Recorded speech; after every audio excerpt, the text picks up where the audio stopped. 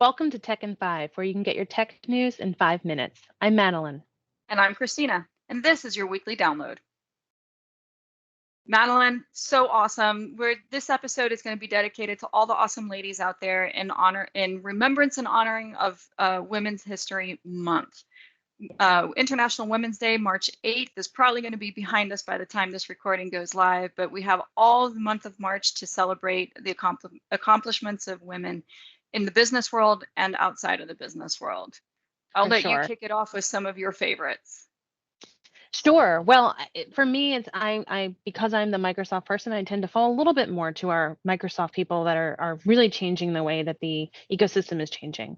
And for me, I have two specific women: Tony Towns-Whitley, who is one of the VPs for the regulated industries, and Lonnie Phillips, who is the VP for channel managers. And both of these women have just completely shown that there is so much more to technology, and that it's insane. Like they really have made a home for themselves. And Lonnie Phillips especially has shown the importance of not just the role of the channel managers and how you work with partners in the ecosystem, but also has talked about diversity, inclusion, and belonging, and how important that can be for an employee. And especially as we're talking about women in tech, that's something very important. Right now, the employment rate for STEM and educated adults is about 88%, and only 14 of them tend to be women who were studying in a STEM field. And which is very interesting. If you look back at the 80s and 90s, there were more women in STEM because they were administrative. They were the ones behind the computers doing the typing. But as we get into the 90s and 2000s, that really kind of goes down because we see more women, coming out of the real technical fields because they were more owned by men. I mean, if we're looking at AI, if we're looking at machine learning, they tend to be more male-dominated subsets of technology. Yeah, and unfortunately, I've heard recently that the pandemic has taken an especially hard toll on women in the workforce in general, especially around the service-based industries and businesses, but also in technology, interestingly enough. There are several reasons for it.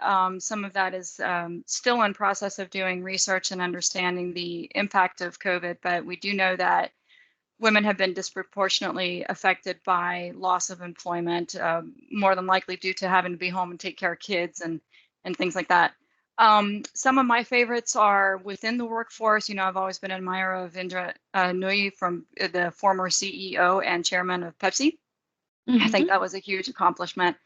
But also outside of the business arena, people like Hillary Clinton, when she ran for president, and was neck and neck at the end there. That's working hard to break the glass ceiling, at least in politics. And you mentioned before this call, Kamala Harris also being a great person. What was your phrase? I loved it. Well, she's a heartbeat away from the presidency. But I think we really, and we finally have a woman that's a heartbeat away from that. But I think what's really important, coming from what Kamala said in the acceptance speech, was, I may be the first, but I'm not going to be the last. And I think that's something we need to see as a whole in any industry, not just within tech. And actually, it was the CEO of Bumble who became the youngest billionaire at 31, who was trading on the NASDAQ with a baby on her hip. And really kind of redefined what the role of a woman would be. I mean, it's not that you can just be a mom or just be a person in business, but you can really combine those. And she, to the same fact, said, hopefully this is not a rare headline in the future, that we see that the first young woman billionaire. Yeah, that was a powerful image to see her with baby on hip while she was ringing the bell when her company went public. That was a very powerful image, very, very clear statement. There are so many women, Fortune 500 boards that are comprised primarily of women or have a majority of women.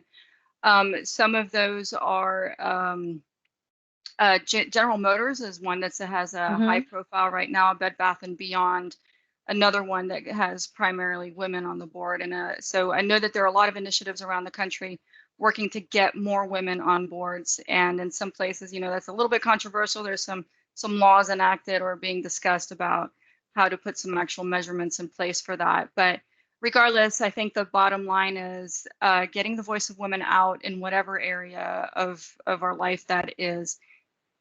makes it sure that we have a more equal conversation, or at least we have a Right. diversified point of view that leads to, I think, a more cohesive and comprehensive solution that for whatever problem we might be facing. So looking forward to continuing to see the rise of women. And a reminder to the ladies who are watching this, support your sisters out there. We need each other to keep going. We do. And it's one of the biggest things too, is that a lot of, there is sometimes pushback and or thoughts around it, but just numbers and cents, right? If you want to talk about dollars, if we increase the amount of female labor in the workforce, it will add a staggering $5.87 trillion to the global stock market in 10 years. So when you're Amazing. talking about the US and our GDP, this is talking about money now, right? So I think it's one of those things we need to really think about, is that the more women in the workforce, the more that we will succeed as a country, on a global scale. Fantastic. So hopefully on our episodes later this year, we'll have some success stories to share with everybody. For sure. And thank you for talking about a topic that's near and dear to my heart. I know it's near and dear to And yours. mine. And to yours. This is a big topic for both of us as women in tech and women in the field. So thank you very much. Absolutely. Always a pleasure, Madeline. And thanks everybody for joining us again today. Be sure to like and subscribe to Techin5 and continue to support women in tech. Exactly. See you next Thank time. you. Bye. Bye-bye.